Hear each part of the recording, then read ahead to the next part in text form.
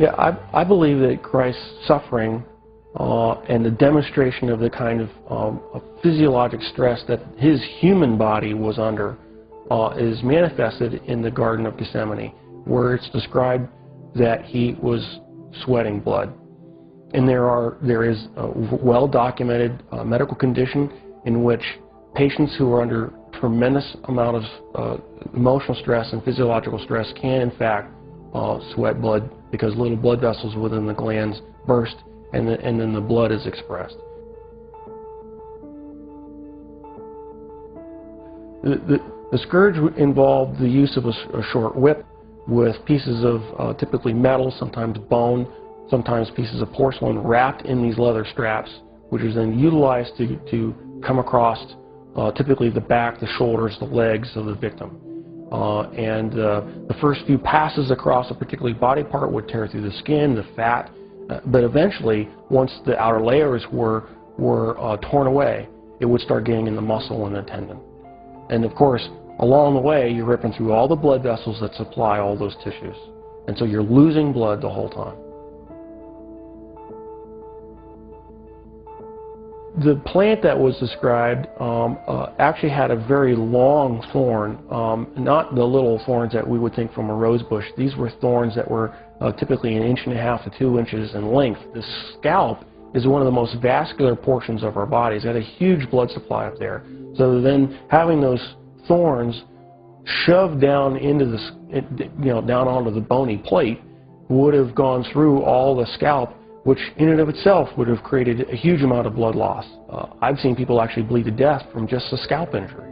So this is not a small injury to have, who knows, dozens of these things shoved into your scalp.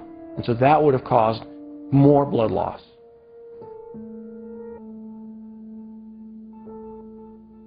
Typically when a victim has to carry the cross, what has been described in the literature, in actual Roman literature, is they describe, they carry the crossbar.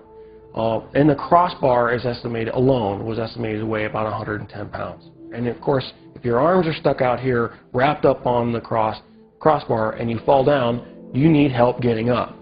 You just can't get up on your own, because there's no possible way without your arms to get up. So he would have needed help getting up. If he fell over, there's a good chance that he could have hit his chest, which then could account for the possibility of a cardiac injury.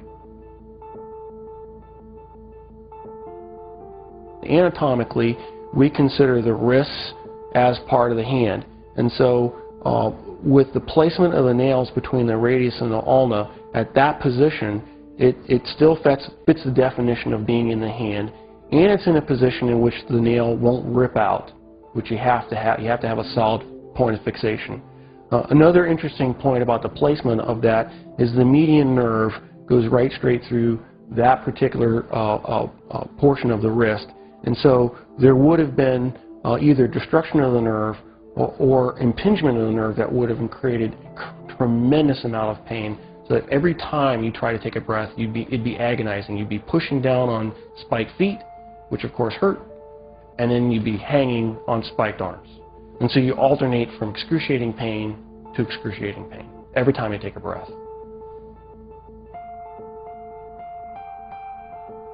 So even if he survives the actual crucifixion, he would have had to survive what I believe to be a lethal injury from the spear to find out whether he was alive or not. What's described is the loss of water and blood, and that would entail either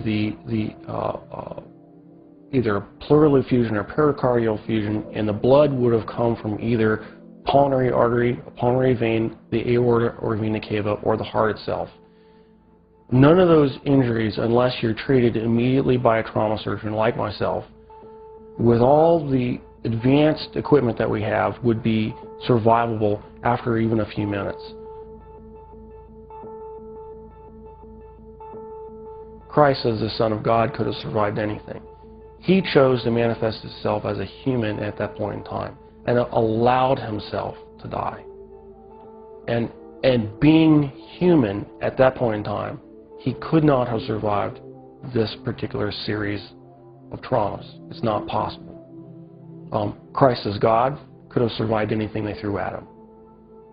But he chose to be Christ, the human, at that point in time to die for our sins. And that given that self-limitation of remaining to be human, he died. He did not survive the event.